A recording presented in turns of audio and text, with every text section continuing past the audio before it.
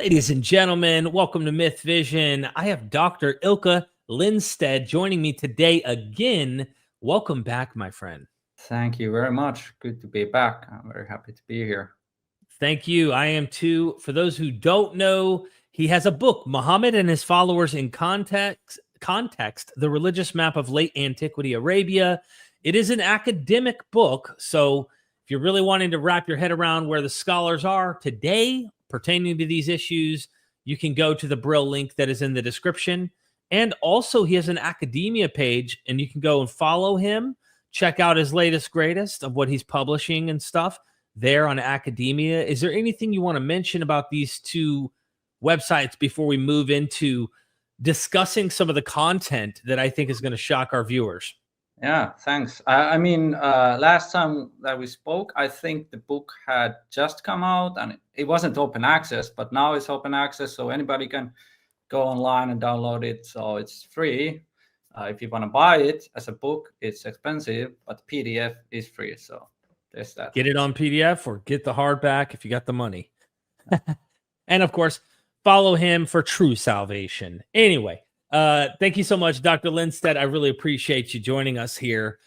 You have a presentation. You told me, I reached out to you, we're friends, and I contacted you. I said, Dr. Lindstedt, like, you really shocked me with this idea that monotheism had permeated Arabia. Let's just use the term Arabia for simple terms.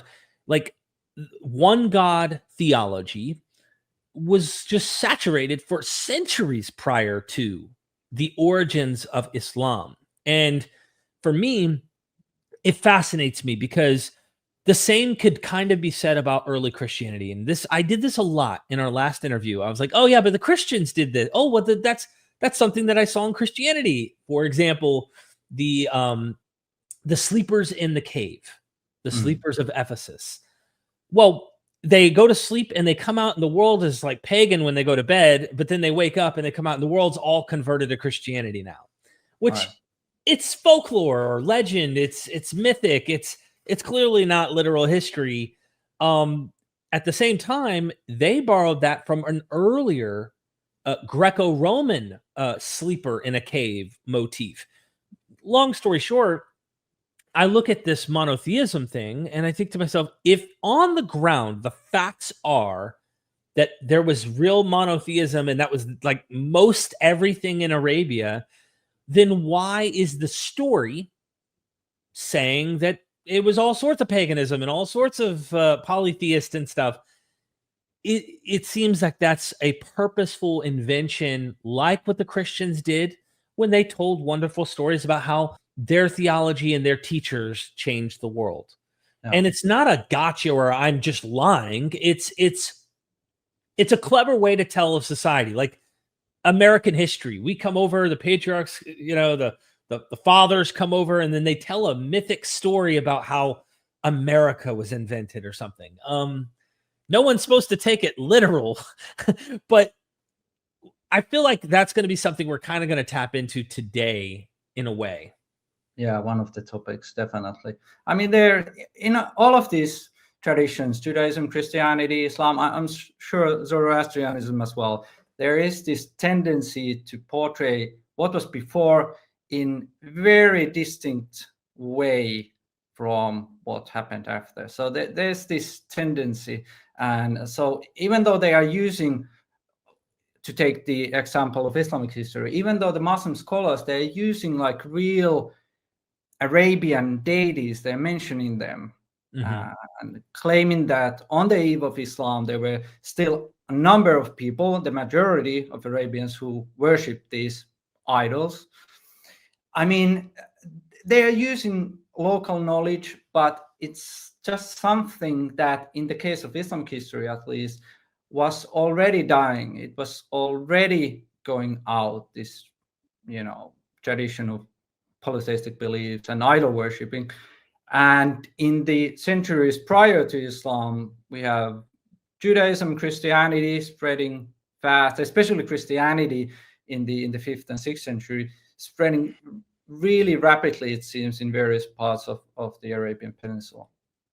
And that's what we also see even with the Roman world prior to Christianity, there was polytheism, but among the philosophers, they were growing to become very one deity minded philosophically.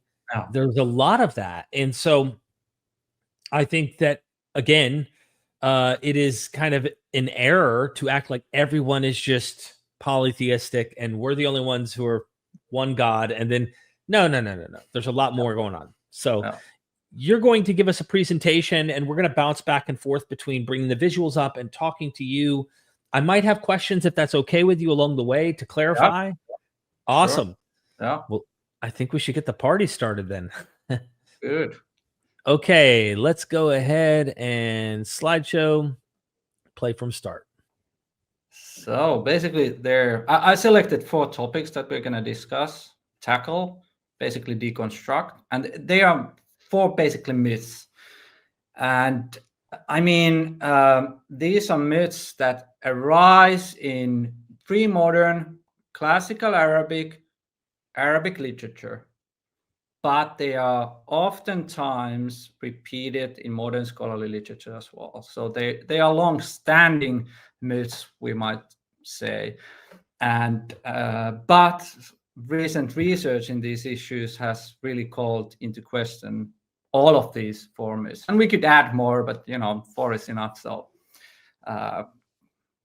can I get the next slide, please? Yeah, absolutely. Sure. So first up is prevalence of idolatry, and this is something that we discussed last time when I was here, and just recently. And the second topic is Kaaba, the importance of that shrine in pre-Islamic times. Then we go on to ethics and sort of cultural stuff.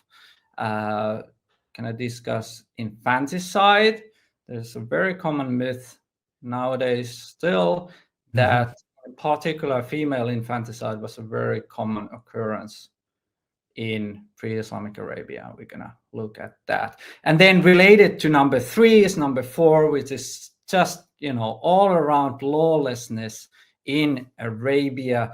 This idea that there was constant warfare, intertribal warfare, to be more exact, that was going on in pre-Islamic Arabia. And then when Islam comes, then it's all happiness and peacefulness after that.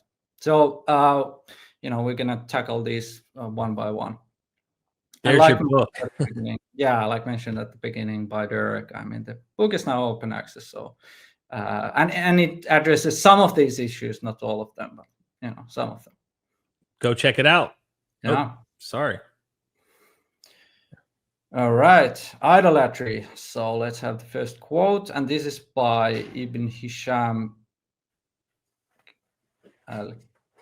Hisham Ibn al-Kalbi, who wrote a book called Kitab al-Asnam, or the Book of Idols.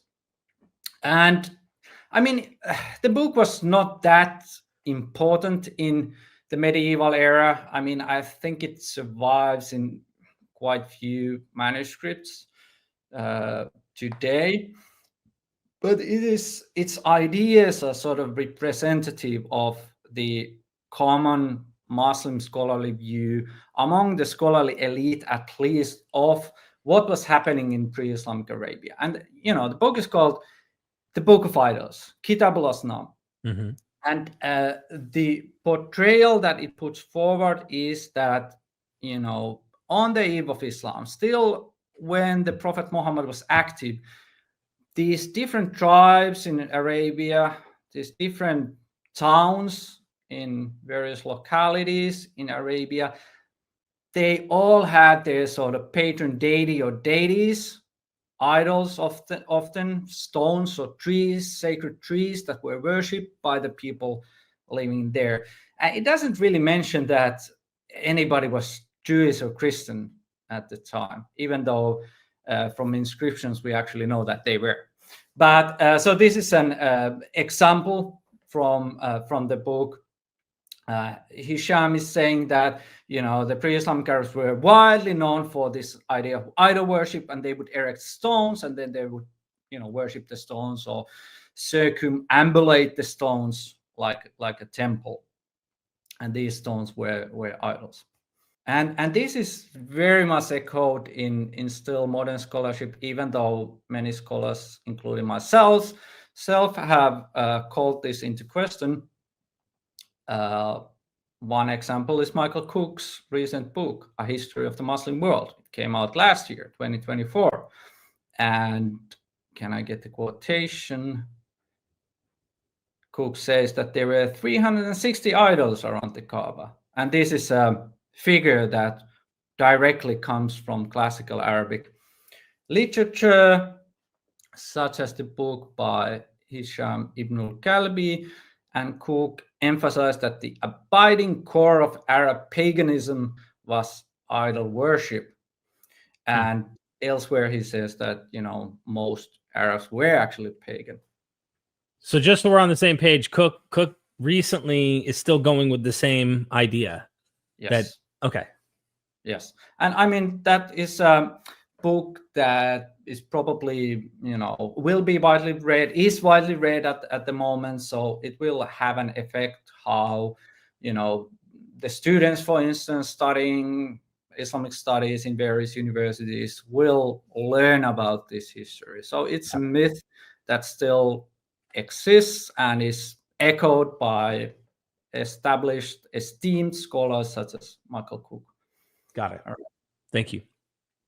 And the funny thing, or the interesting thing, is that we actually have this sort of, idol stones mentioned in epigraphy. So this is a stone with writing on it, Nabatean Aramaic writing on it. This is from northwest South Arabia. Most of the epigraphic stuff which we're going to look at are from that region, which is to say northern Hijaz, that Tabuk, Daima region, so north of Medina, but still in the Hijaz. And we have these inscriptions that mention deities that are somehow represented by these stones. I mean, this inscription says that this is a lot which was made by somebody called Ranim or Ran, etc. So somehow the engraver thought or wanted to portray this stone as representing the deity, right? Deity Allah. It's a deity that is mentioned in the Quran also. If I may about this, there's a scholar, Robert Cargill, who wrote a book called Cities That Built the Bible. The entire premise of the book is to suggest that the stories that we read about in the Bible are reflective of the geography on the ground. So anyone 1,000 years, let's just say something happened, let's say 300 of the Common Era, they wrote on the stone, let's just say, or 400 of the Common Era, or 500, whatever.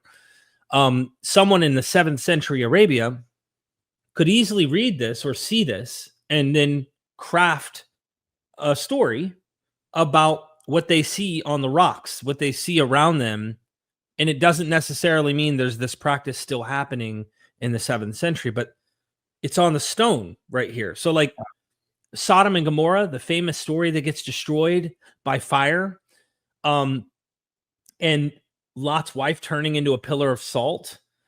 What they do is you go to the Dead Sea, you could see pillars of salt everywhere, and they create a story based on the things that are geographically in the region. And it makes me wonder if some of these stones with the names of Allah and other goddesses or gods on rocks are just centuries later, they're writing stories looking at these rocks and seeing it. You know what I mean? Yeah. I mean, that's possible in some cases, but not in this one, because so this is in Nabatean Aramaic, paleographically difficult to date, but maybe 1st century Common Era. And people living in the 6th or 7th century Arabia couldn't read this anymore. I mean, the Nabatean script was evolving fast in antiquity and late antiquity, and it becomes what is later known as the Arabic script. And the in the 6th century, people could maybe then read, 5th century inscriptions, but they did not have knowledge of this Nabatean script of antiquity. So this stone, this very stone, a person living in the 6th or 7th century couldn't, in all likelihood, have read, but they probably had the knowledge of Allah as a deity that was worshipped, probably some centuries after the 1st century. I mean, like I mentioned here, there are inscriptions up to the 4th century Common Era evidencing polytheism or idolatry and, worship of deities such as Allah. So then in oral tradition, or maybe in actual practice, the knowledge or memory of Allah worship still existed in the 6th and 7th century. That's likely. And I think that there were probably some people who still worshipped these old pagan deities, so-called pagan deities.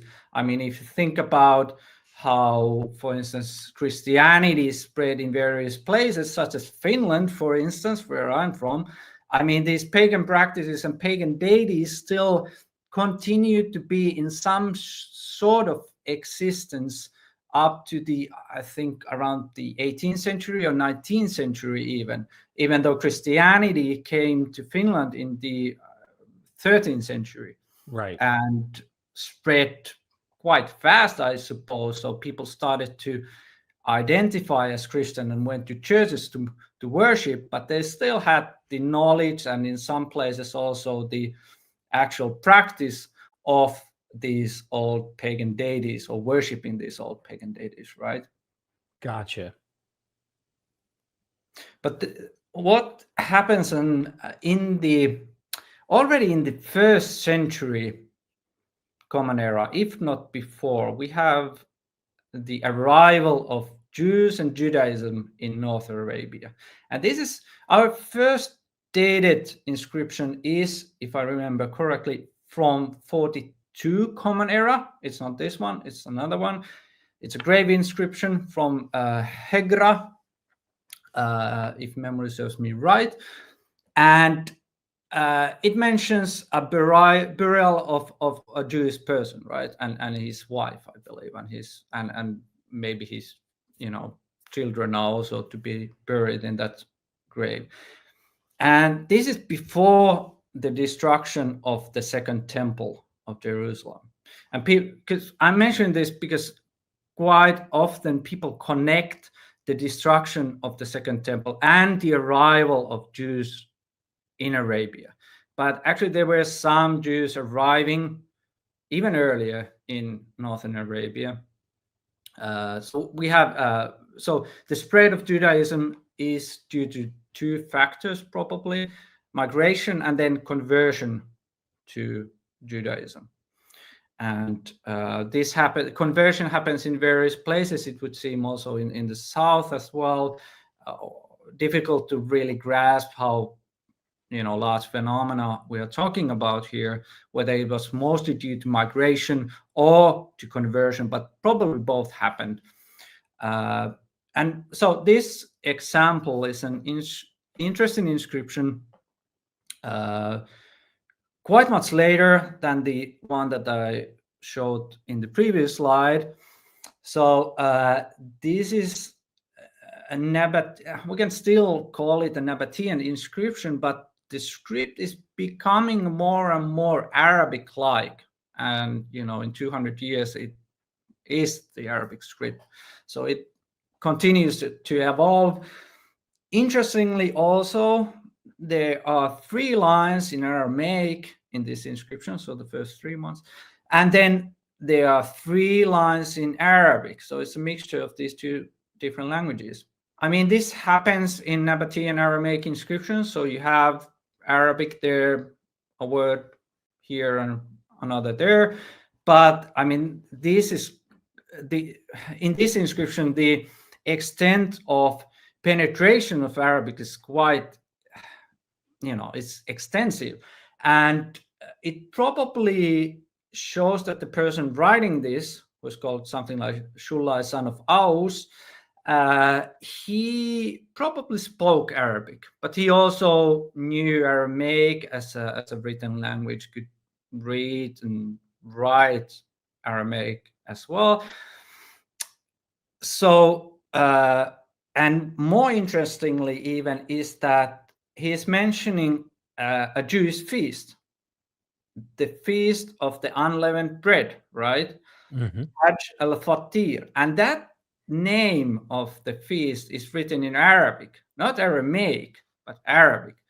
And it's a Jewish feast. It's probable that this person, Shulai, also was Jewish because he mentions this feast.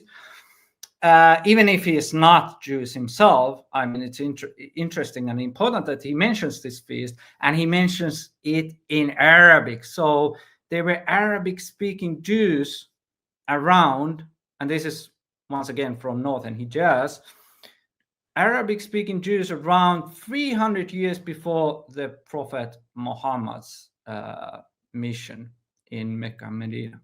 So quite interesting stuff here. And by the way, these inscriptions are dated according to the era of the Roman province of Arabia. And this era started in 106 Common Era. In case you're wondering, why do these, they text mentions one date, and then there's in parentheses there's another date, which is the Common Era date, 303. And quite helpfully, this guy also mentioned the exact date, so we know exactly when this was written.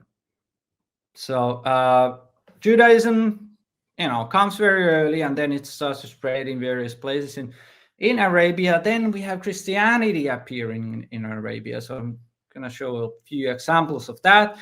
This is from near Najran in southern Arabia. This is from the southernmost parts of today's Saudi Arabia, right? And it has a huge cross, it has a date, and then it has a name. So it doesn't tell us much, but it does tell that Christianity was already present in southern Arabia in late 5th century. And there are many more of these inscriptions from this area, which is called Hema. So this is not the only one, and many of them have crosses, so they clearly show a Christian community there already in the 5th century. And this is also important. Like I mentioned, the connection of the Second Temple, or destruction of the Second Temple in 70, and the arrival of Jews, and sort of problematized that and said actually Jews were coming earlier.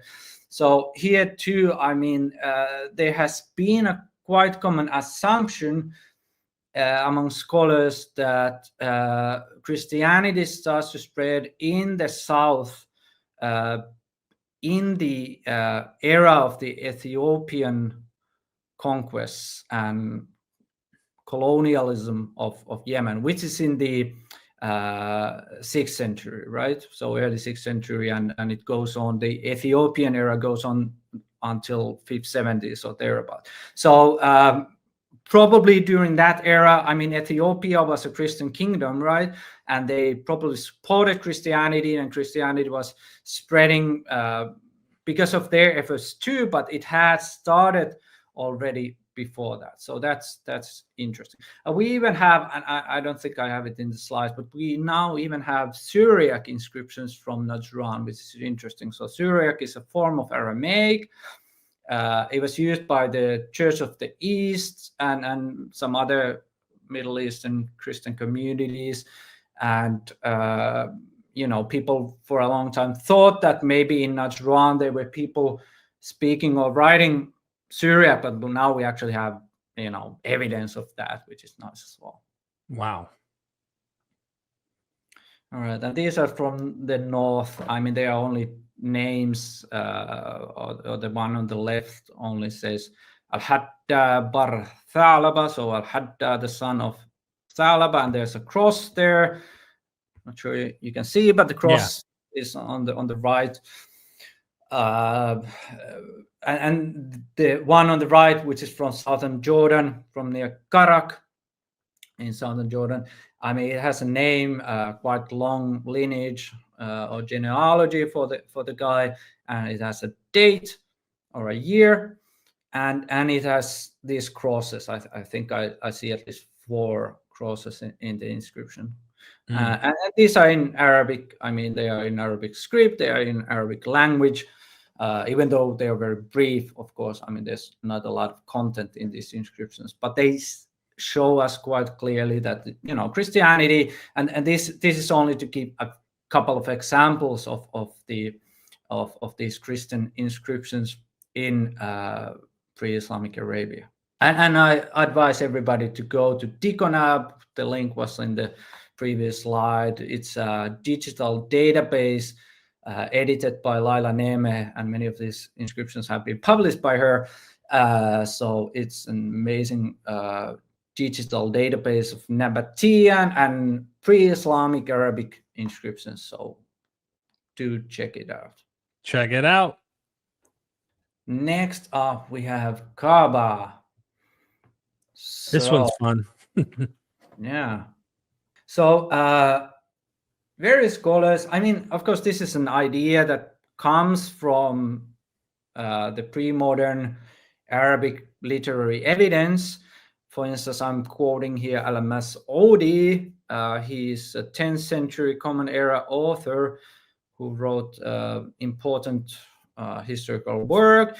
He, for instance, mentions how important the Kaaba shrine was in pre-Islamic Arabia, suggesting that even Sasan, who's sort of the founder of the Sassanid dynasty in Iran, went to Kaaba for pilgrimage. So not only is it drawing local pilgrims and maybe, let us say, monotheist pilgrims, but it is also drawing a Zoroastrian figure, an Iranian, from the Iranian royal house to come to Kaaba and circumambulate the Kaaba and worship there.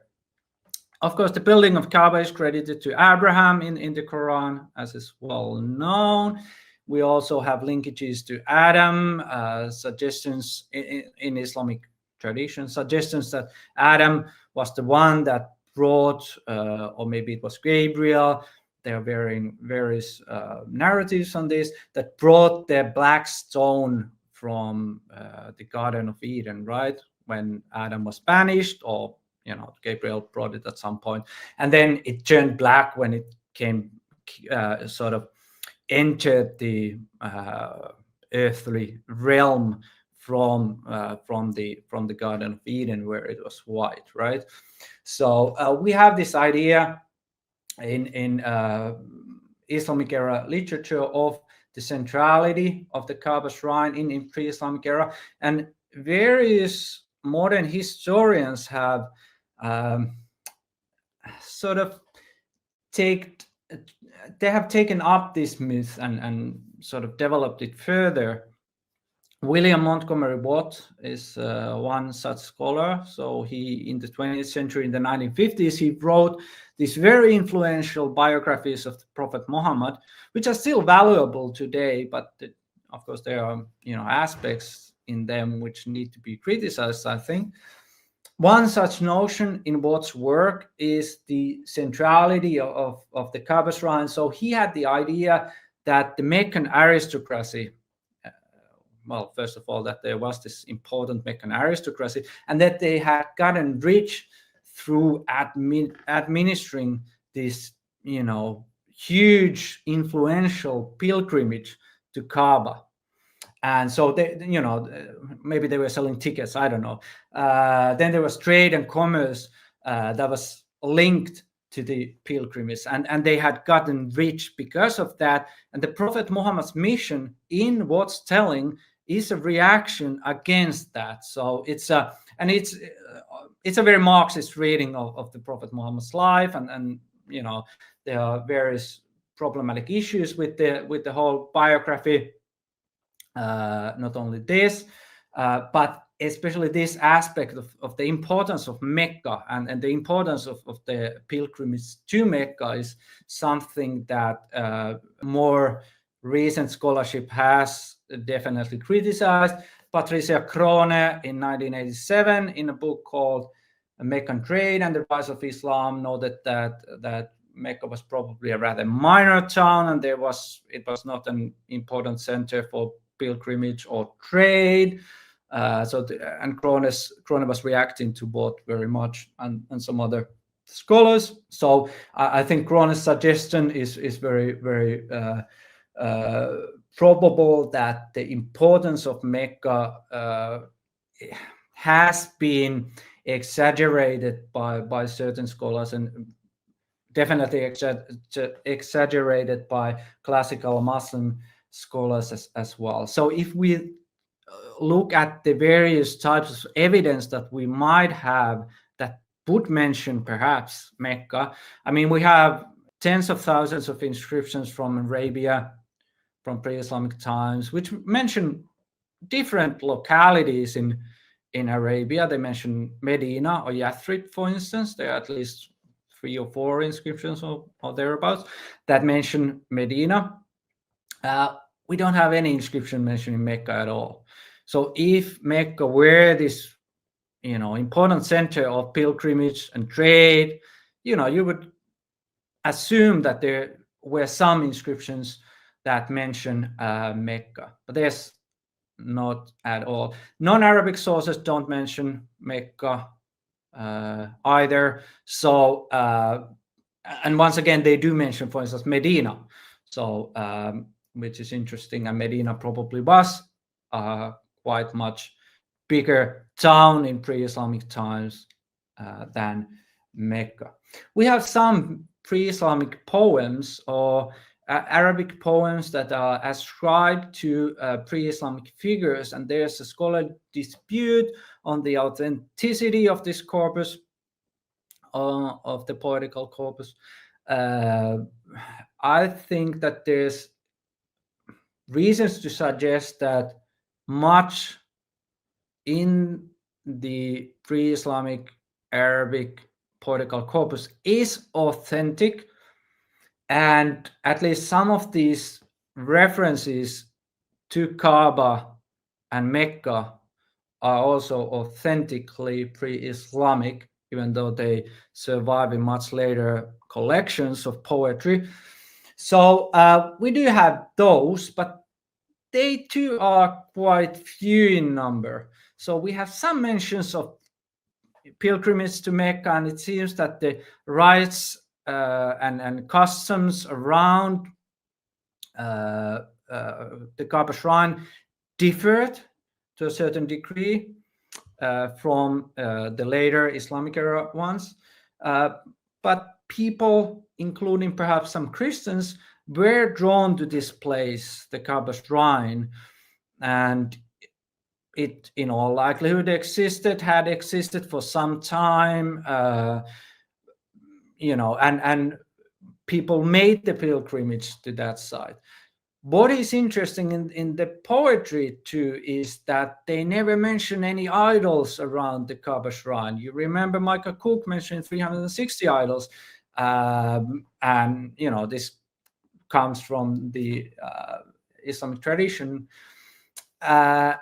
And all of the poets that mention some deity connected to and protecting the Kaaba shrine, it's always the one God. It's always Allah or Al-Ilah, God, or Ar-Rab, Lord. So it's always a monotheistic. And this is you're saying the poetry even pre-Islam is still, how far back? I mean, these are 6th century figures, and there are debate about the authenticity of individual poems and verses. Right. But, we have figures such as Nabigha Dhubiani, a 6th century figure, Al-Asha, who was a contemporary of the Prophet Muhammad, and they mentioned the pilgrimage to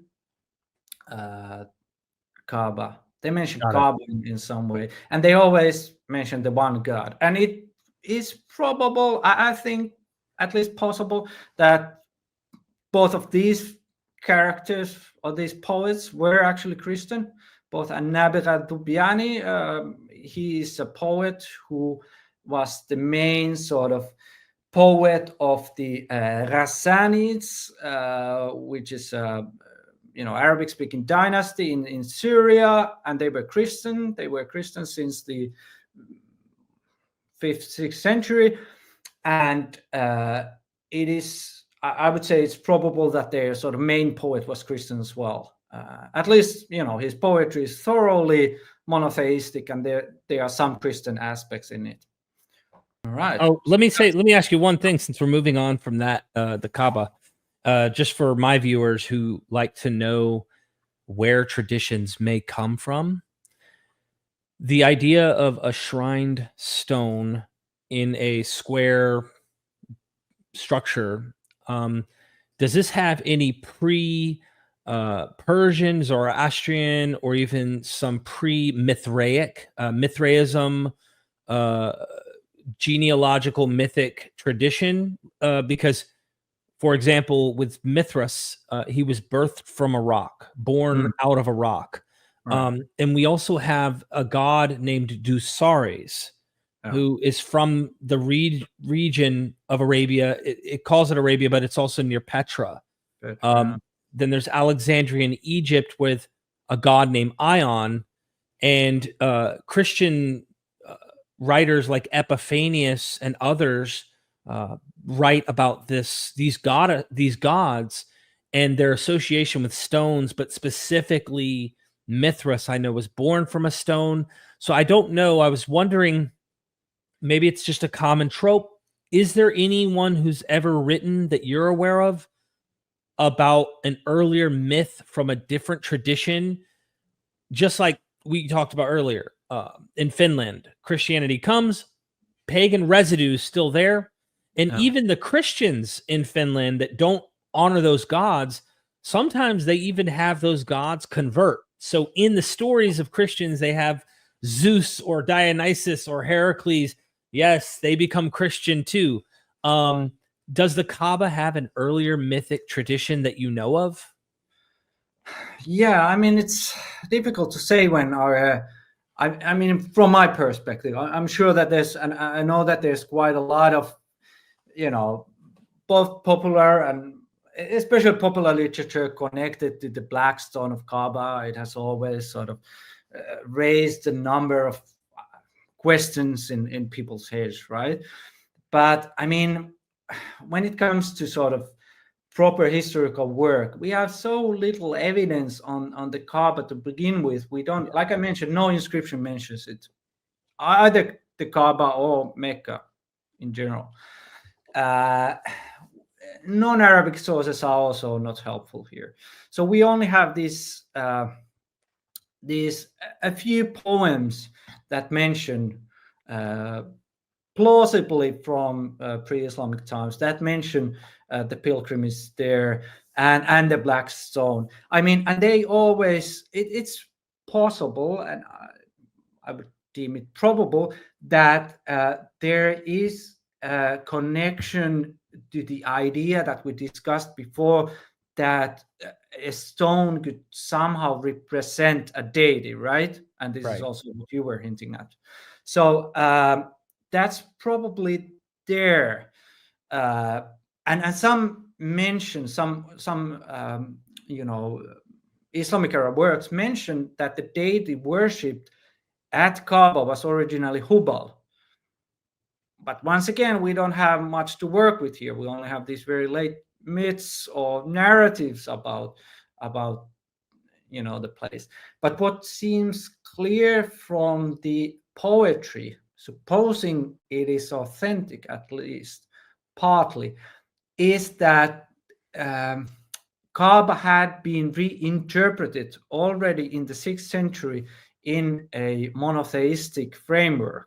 So the poets go there, they say they worship God there, the one God there, and the one God is the protector of that place.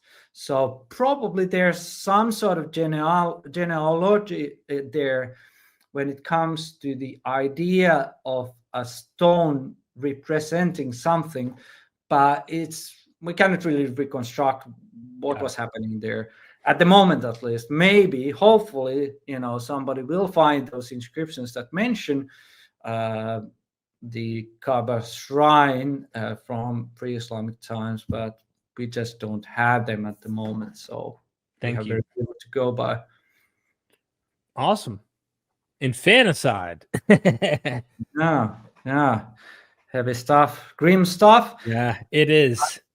Yeah, so I mean, so this is a very common myth, especially, I mean, in pre-modern Arabic works, they sort of had this idea that infanticide in general was very common in pre-Islamic Arabia, but they also have this strand of thought that it was in particular female infanticide, which was practiced in pre-Islamic Arabia. And the idea of female infanticide, of supposed female infanticide, is what you hear quite often today in in particular in popular depictions of pre-Islamic Arabia, but also academic ones. And this is a myth that I tackle in a few publications. One that has been published in the Jigsaw, or the Journal of International Quranic Studies Association, and then there's a forthcoming piece, and I think at least some of them you can download from academia.edu, or one of them, I mean, or maybe there's an earlier draft. In any case, you can see what I think by going to academia.edu and downloading the specific article discussing this. All right, so like I mentioned, there, some mention infanticide in general, but then there are these ideas that it was especially baby girls that were killed by pre-Islamic Arabians. And this is one such quote included in various works. Here I quote Athalabi. He is, among other things, a Quranic commentator. This is from a Quranic commentary. It's the same narrative occurs here and there, and the same idea occurs here and there in Muslim scholarly literature from the pre-modern era. So here he is quoting Ibn Abbas, Abdullah ibn Abbas. He's an early Quranic commentator, very important one.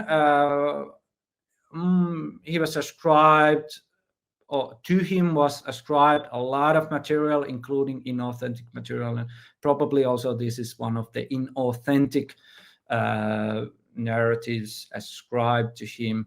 So he says that when somebody in Jahiliyyah means the pre-Islamic era, right? The era of ignorance. This is what it means. It means ignorance, but it's the era of ignorance, which is what the Islamic era commentators, Islamic era scholars were using when discussing pre-Islamic Arabia. So by looking at that term alone, you get the idea of what sort of Arabia they were trying to portray. It was one of ignorance, right?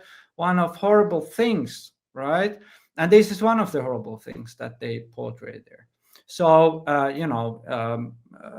daughters were routinely and sort of culturally killed, murdered, and all the sons would then be kept. And of course, this doesn't make much sense. I mean, if you think about it, I mean, a group would go extinct in a matter of a few generations, right? If this was a common cultural occurrence that would routinely take place, as Athalabi and some other scholars suggest happened. So we have reason to be skeptical here. Of course, we should note that this is the era before modern birth control. Infanticide definitely occurred for various reasons: food crisis, poverty. In modern day, we have, in most countries, we have the safety of you get the nourishment that you need just by visiting a grocery store, right? And having at least some money to pay for that. But of course, in pre-modern era, we have various reasons why there would be very difficult times for families. They would not necessarily, if there were already many children in the family, they would not necessarily have the means to have any more. But then on the other hand, you didn't have any birth control, so it was really difficult to try to limit the number of children that a couple would have. So infanticide happened. It happened everywhere in pre-modern world. Infant abandonment is something that in the scholars of antiquity and late antiquity have found that was a rather common form of sort of under the same umbrella of topic. So in this case, you would just leave the infant somewhere, not kill it, but leave it, and somebody would, maybe pick him or her up and bring him or her up. Maybe sometimes as a slave, a servant, or some other position. If that child was lucky, of course, they would then be brought up as one of the children in the family. All right. So this is the situation everywhere. So and let me just continue with that a little bit. And the classical Muslim sources, they basically mentioned that not only were these children killed, they were actually buried alive, and many of these narratives emphasize that it was in particular female infanticide, like I have noted. The Quranic support for this is very low, I would say. So infanticide is generally mentioned as, of course, prohibited in the Quran a few times. Female infanticide is only understood to occur in two different verses: the discussion and prohibition of female infanticide. So this is Surah 16, Surah An-Nahl, and then Surah 81, Surah Al-Takwir. Sorry. And supposedly, at least, so there are these two surahs that mention in passing female infanticide. But like I discussed in the articles, I mean, this is very problematic, I would say. Those passages are very difficult to interpret. I mean, the Surah An-Nahl 1 and Surah 16 is more straightforward when it comes to the Arabic in it. I mean, but it seems to, at least to me, I interpret it in that way that it discusses the phenomenon that I mentioned earlier, which is infant abandonment. And it only, it discusses a sort of hypothetical disbeliever as mulling about this option, not actually committing this crime of infanticide / infant abandonment. But yeah, it seems to be more about infant abandonment than infanticide. Then in Surah Al-Takwir, we have a word, al-maw'uda, which is in later traditions understood to denote a female infant buried alive. Al-maw'uda, a female infant buried alive.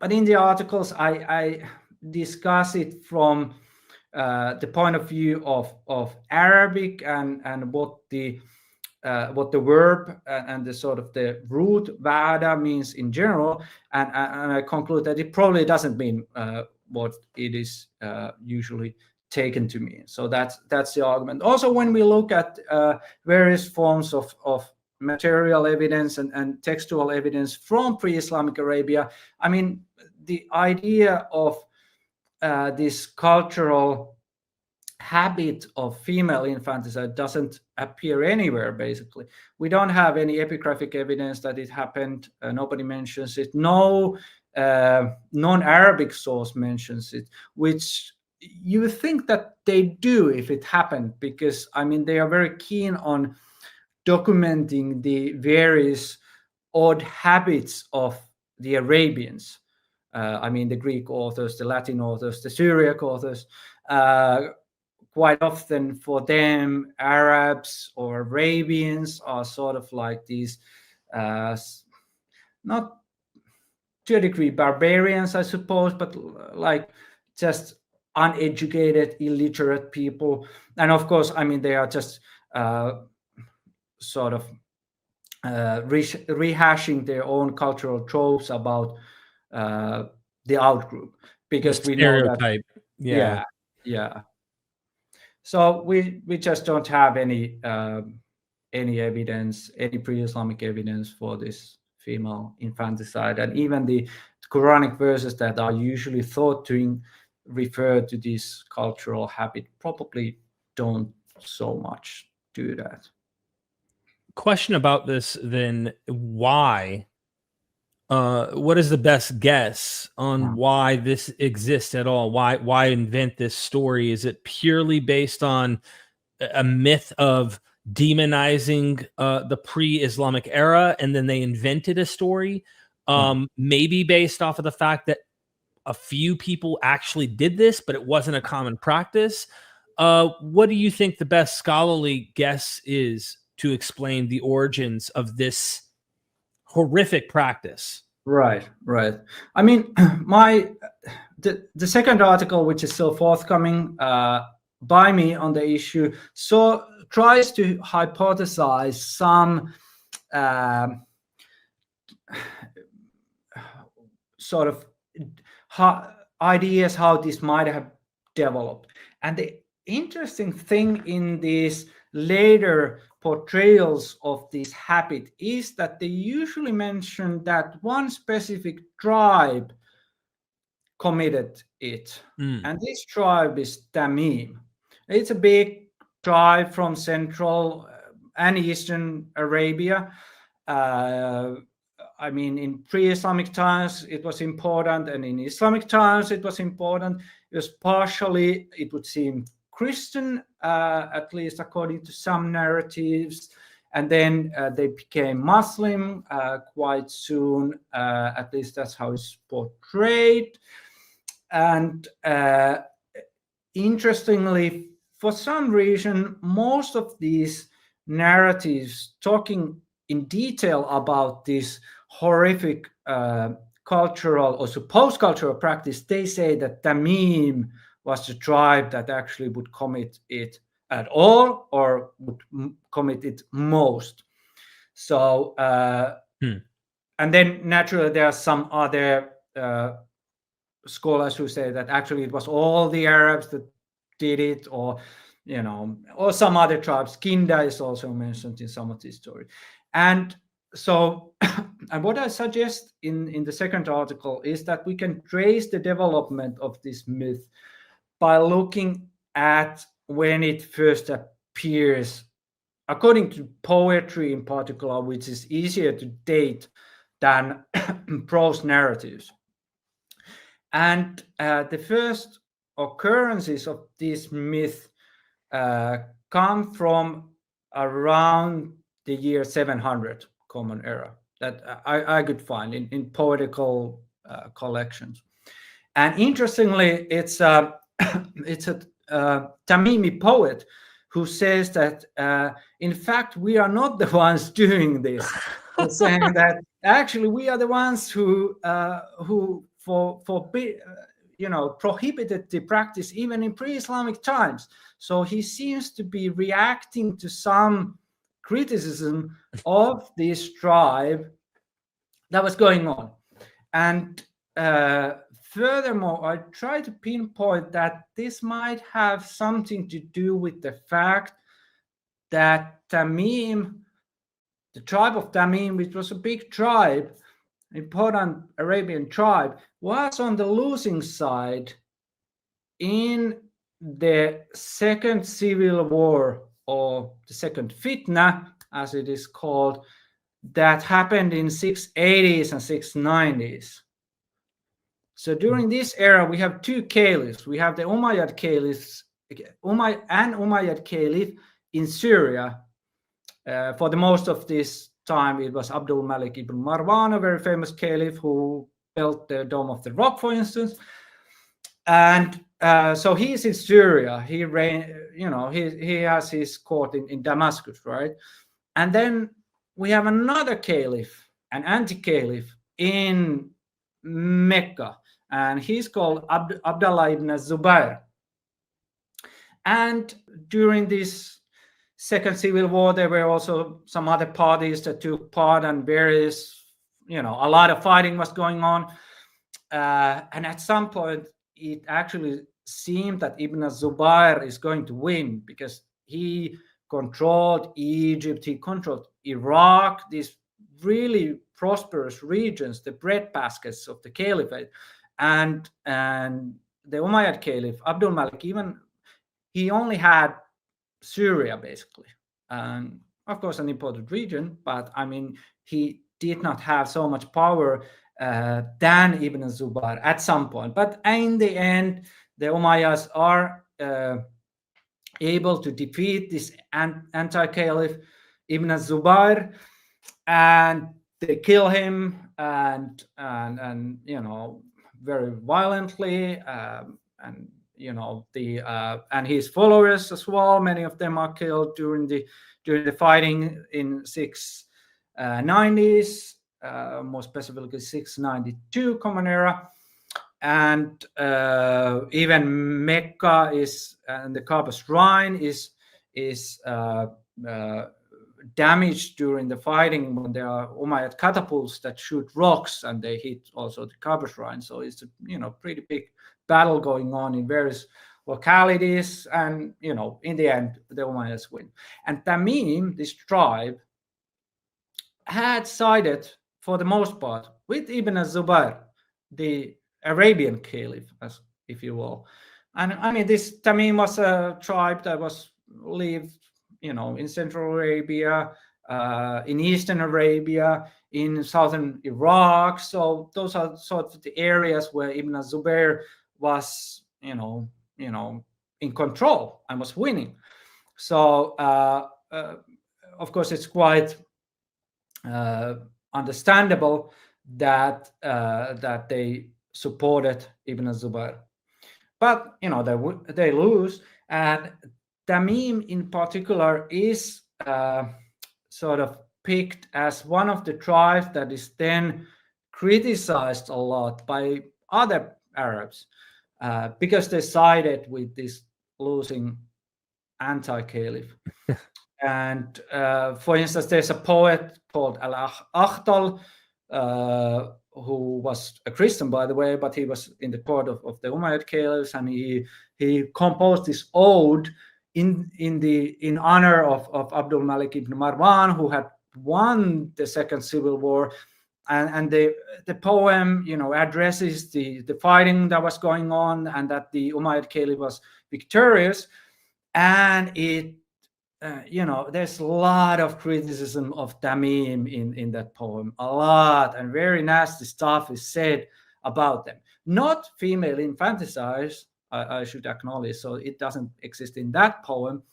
But like I mentioned, it seems to then around that time, it seems to arise as a myth that is somehow connected to this tribe. Tamim is sort of one way of criticizing that tribe that was behaving in an immoral way by siding with the enemies of the caliph. It reminds me of modern day political propaganda in a way, but also in the same region kind of the world, with the ancient myth of the Israelites and the Canaanites, and how the Canaanites sacrificed their first, how they sacrificed infants, the Edomites. There's always these propaganda against the other tribes.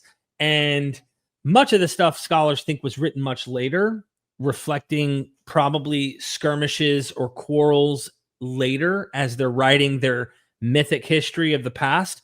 But yeah, I like the way you're thinking about this. Is like, if you're going to, it's like you get this a lot with female goddesses, females, period. Like Mary, in the early church, Mary Magdalene was a very important figure.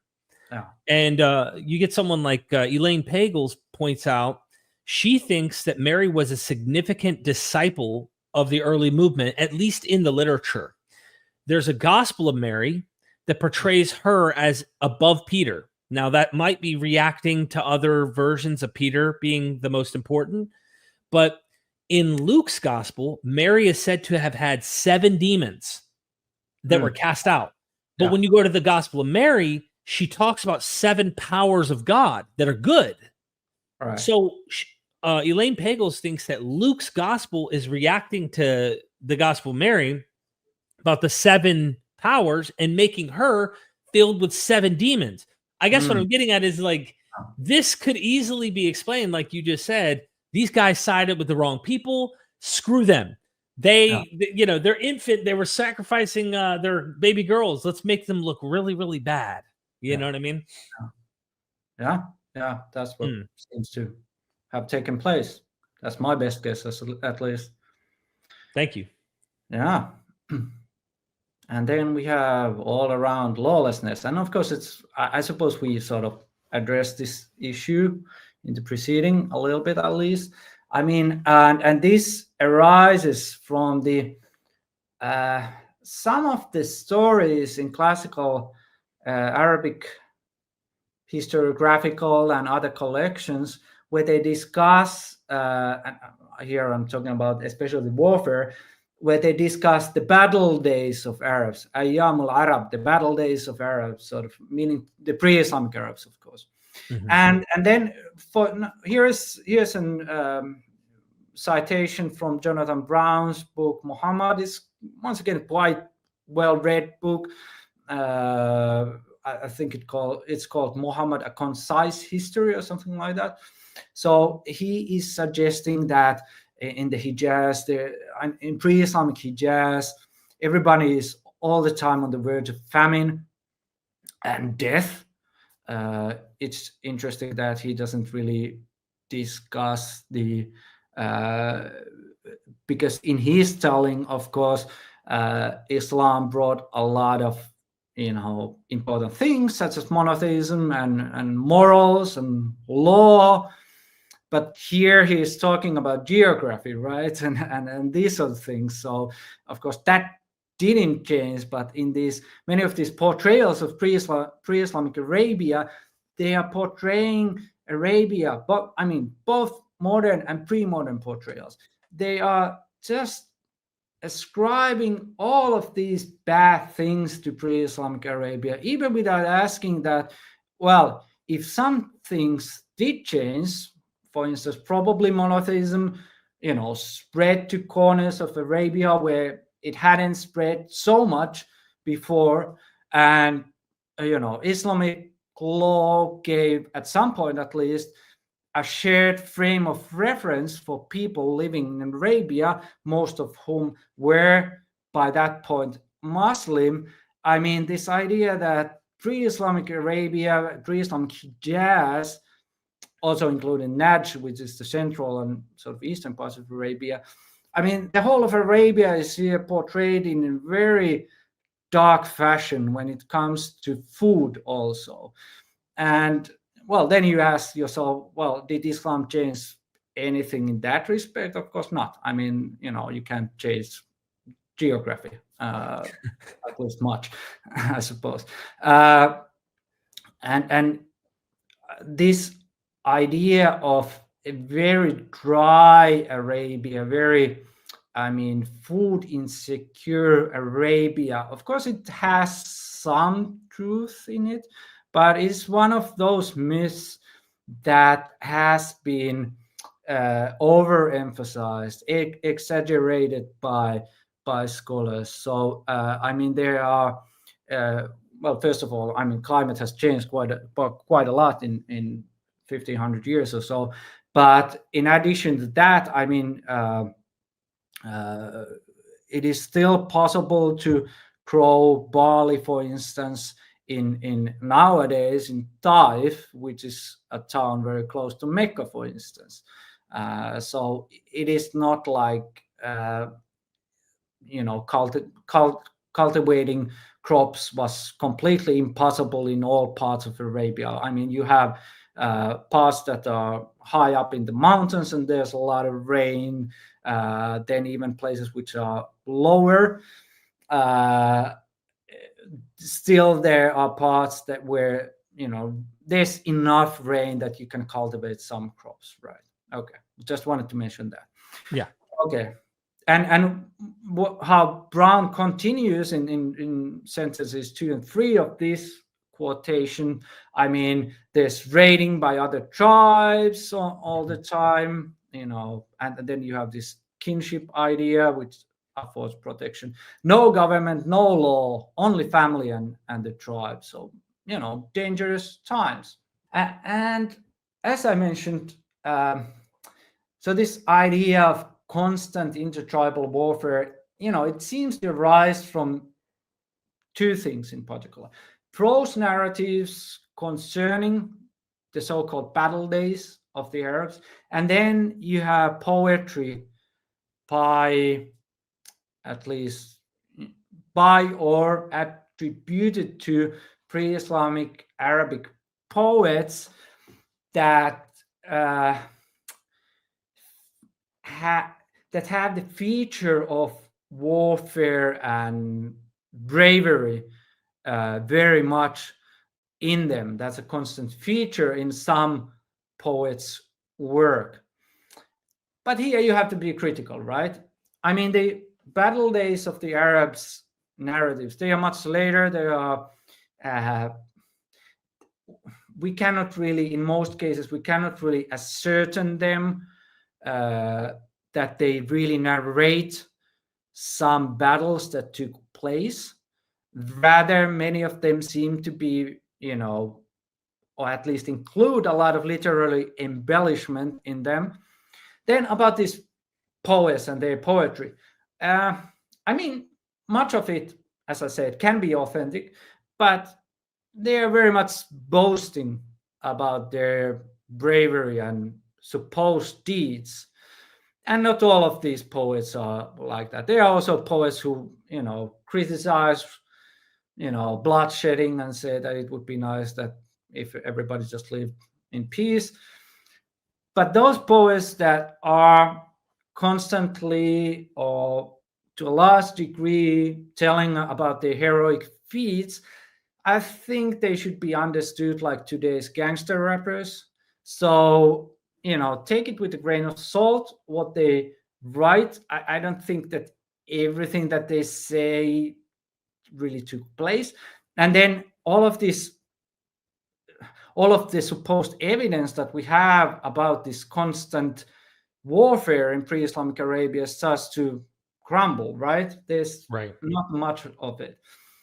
And like I told in the preceding, I mean, in the last point about the second fitna, for instance, this was a period. So this is in Islamic era, and people fighting each other as, for the most part, at least, they are Muslim, right? So it's Muslim versus Muslim warfare.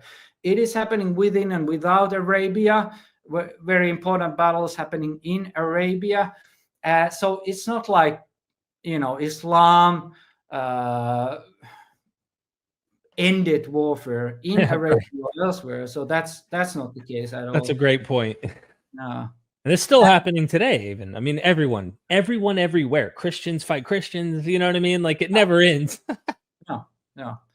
And this point in the last sentence of this quotation, that there's no government or law, that can be also problematized, I suppose. I mean, what we don't have on the eve of Islam, during the life of Prophet Muhammad, sort of large states are missing in Arabia.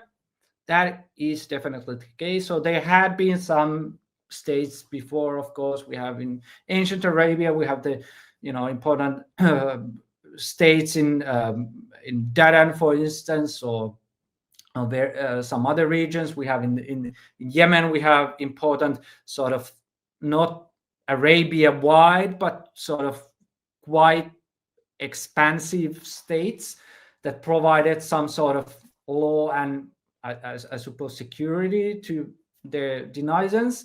But what we do have during the life of the Prophet Muhammad, we have various city-states. So it seems that states, cities such as, or towns such as Medina had a leader, and there was some sort of rules and regulations and some sort of law that was taking place.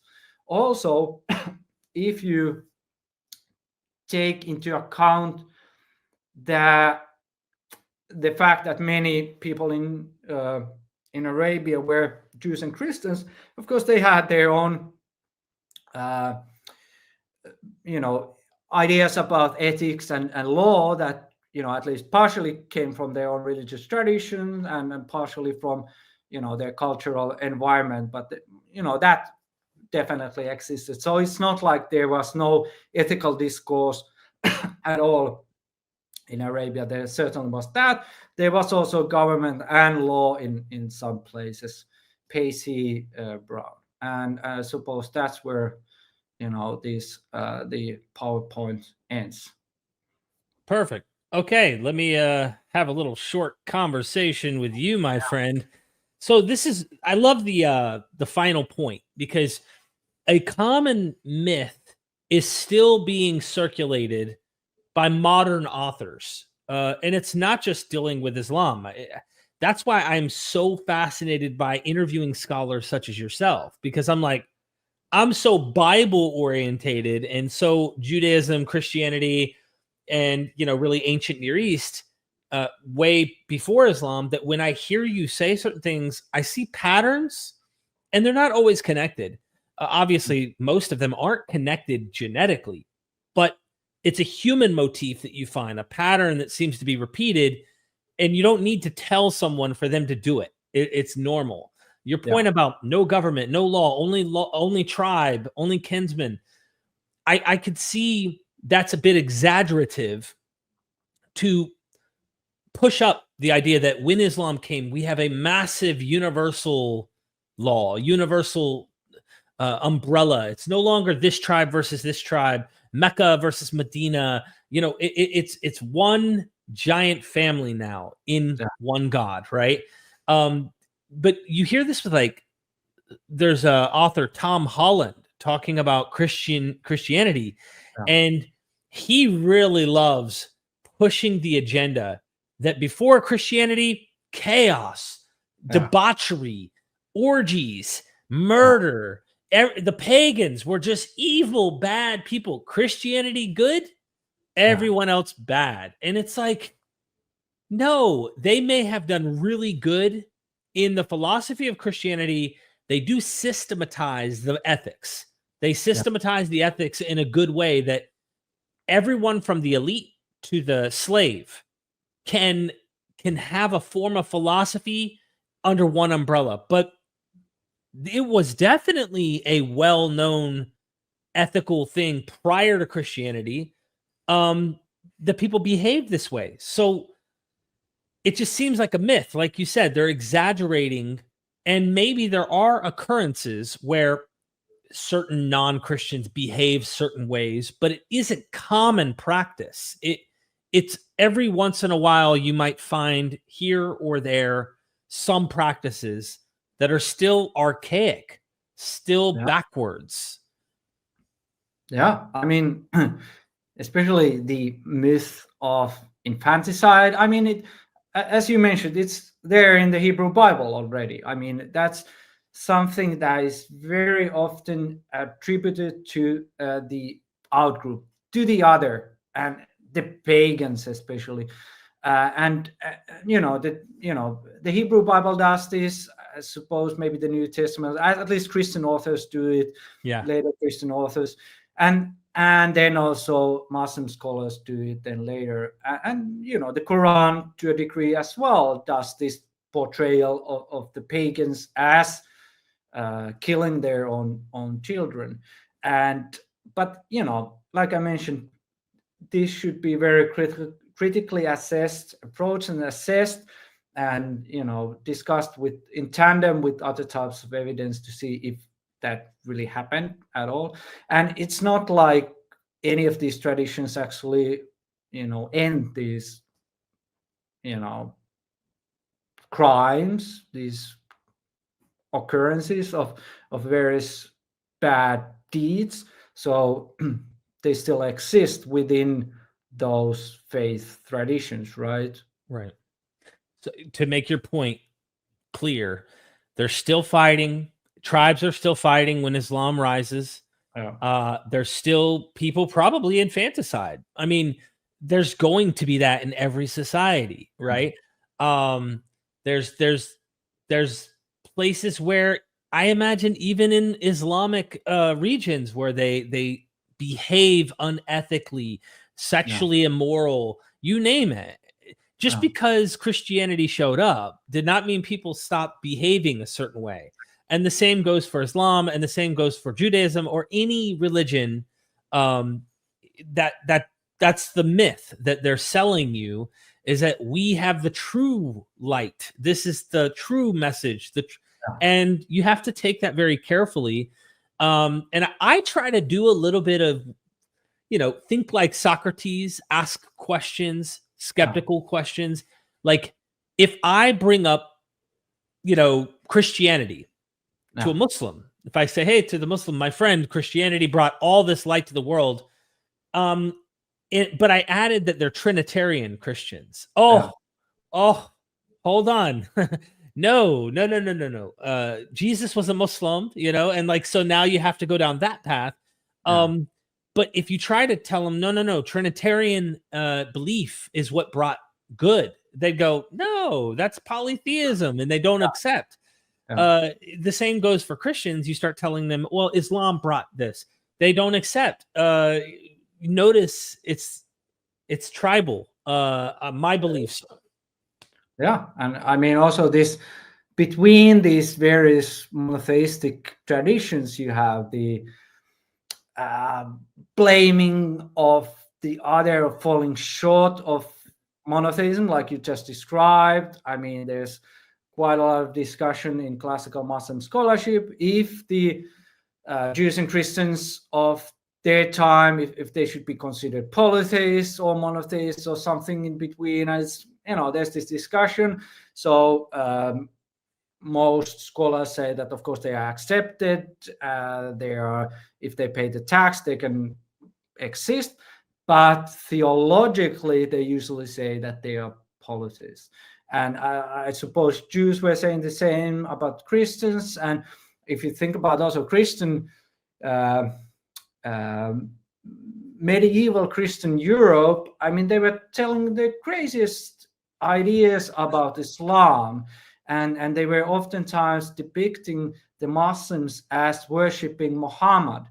So, and therefore polytheists, right? So that was part and parcel of their interreligious polemics against Muslims. So it's possible to always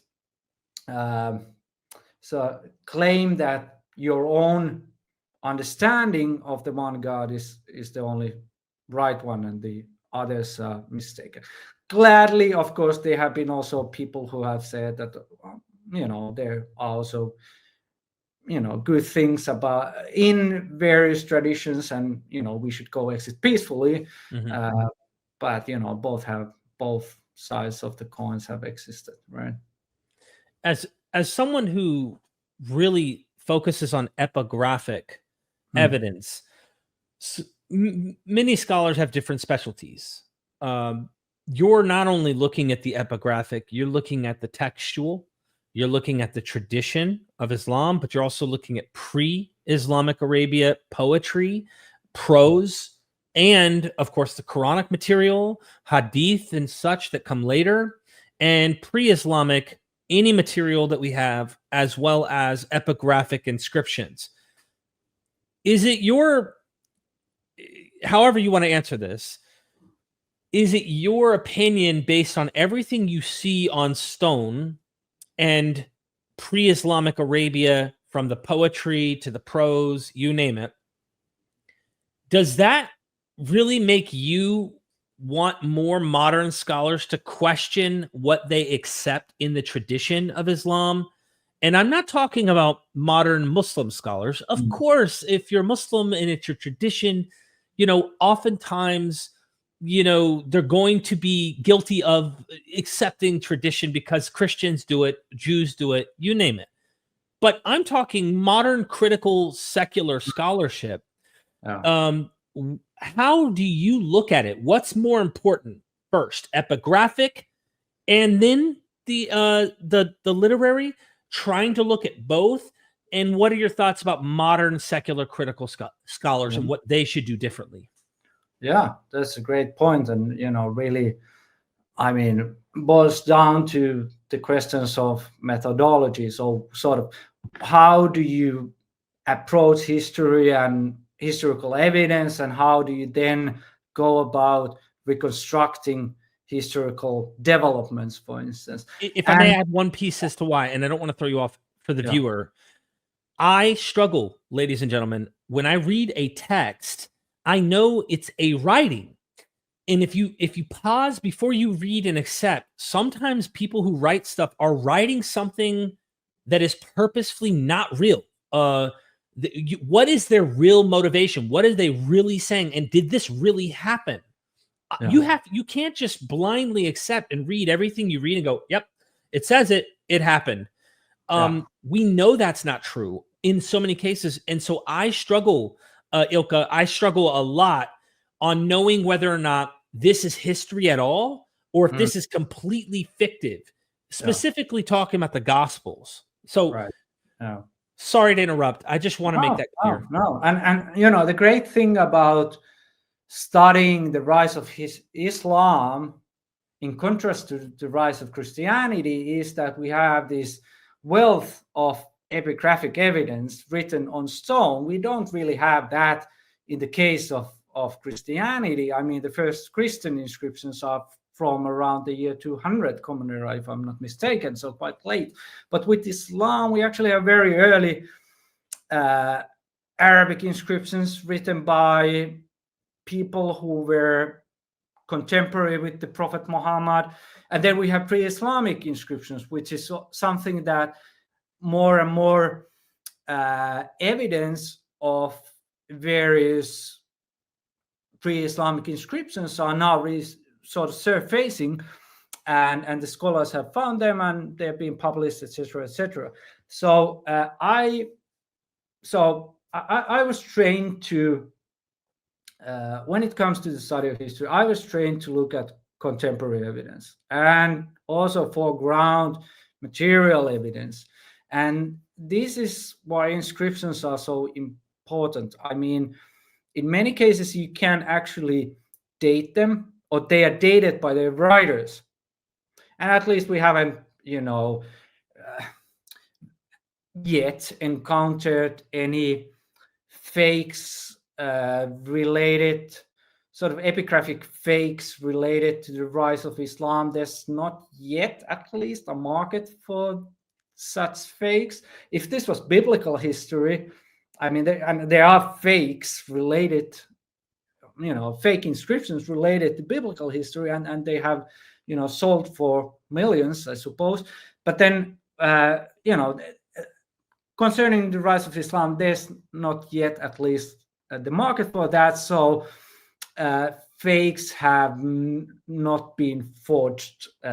So it's authentic material. It's been found, for the most part at least, by scholars doing field work in the region, published in academic publications, and the inscriptions are still there. They are not taken. In most cases, they are on rock walls. You can't really take it to a museum. They just stays intact there, and hopefully nobody will vandalize it. I mean, they have, weathered centuries, so hopefully they will, survive a few more. Even though, of course, modern construction is something that is problematic for this sort of material, because it will, wipe out important evidence if you build concrete building on top of that. Okay, so contemporary evidence, material evidence, and Arabia, there's a lot of it and a lot to be discovered. So it's a very interesting field to be part of. Then in addition, I think historians should look at various other types of evidence as well. But somehow in their mind or in their prose, rank them in some way. I mean, like I said, contemporary evidence always comes first. Then, later evidence, not so important, but might be important and might include some vestiges of authentic information from even 2 centuries before it was written down, I suppose. But then you really have to argue that it includes authentic information. And then we have the Quran, which, at least to me and many other scholars, is contemporary to the Prophet Muhammad. And then we have poetry, we have non-Arabic sources. So we actually have quite a lot of and various types of evidence that we can use to discuss the rise of Islam. And like I mentioned, I mean, it's not the case that important new literary sources will come to light, probably, but new inscriptions will. And so everything that we have discussed might be modified in some point in the future, but that's also the exciting thing about the field. Okay, so I guess my final question in that vein, and then we'll wrap this up because I want to do this again. There's so much you've found, epigraphic evidence and cool inscriptions and stuff that we could cover. And what is the current debate? One of the biggest debates that you're in right now with academics in your field. Is there pushback or a common myth that people keep saying and you are actually fighting against and hoping to change their mind? I mean, the idea of the penetration of the monotheist beliefs in pre-Islamic Arabia is perhaps something that is, to some extent at least, debated. I would say that quite a few have in recent years accepted the idea that there were quite a few Jews and Christians around, but then sort of especially the more particular geographical information is debated, like, for instance, how much there were Jews and Christians in Mecca or Medina. That's something that is quite a lot. There's a lot of dispute in that question. I mean, you have someone like Stephen Shoemaker who says that there were no Christians in Mecca or Medina, or next to none. So he calls Central Hijaz a Christ-barren region, and so that's quite common way of talking about Mecca and Medina, to say that, well, maybe Judaism and Christianity were spreading, or Christianity was spreading in various parts of the peninsula, but they were next to no Christians in Mecca or Medina. Granted, there are many scholars who acknowledge the idea that there were many Jews, or at least some Jews in Medina, but of course there also we can discuss the extent of the Jewish presence in Mecca as well, which is something that not many scholars have discussed. So that is something that people are sort of debating. But it is true that these old myths of polytheistic Arabia it's so strong that even people who then read the works of myself or somebody like Ahmed Al-Jallad, who has worked a lot on this material, published a lot of important stuff. So even if they read the works and may agree when they're reading, they sort of forget then when they're writing their own work. So I suppose that's also something that happened in Michael Cook's case, because he is familiar with recent epigraphic work related to late antique Arabia, but then somehow it just pushes through his prose so strongly the old long-lasting myth of polytheistic Arabia. I really appreciate you so much for your time and teaching us. Everyone go into the description, check out the book, get the book. It's PDF for free, public access. And then you can go and follow him on academia. I hope you will. Is there any final words you'd like to say to our audience before we let you go, Dr. Lindstedt? No, I'm just very happy to be here. Well, thanks for the invitation, and I'll be back. Thank you. Yes, I look forward to having you back. We love learning this stuff. We appreciate everything that you do in the audience as well. Let us know your comments about what you learned today. I'm sure that Dr. Lindstedt would be interested to see what you have to say. Share this out. Let others see it, hear it. Let's get this information out there. Like the video, of course, and check out the links in the description. You can also support us down there. Thank you so much, ladies and gentlemen. And never forget, we are MythVision.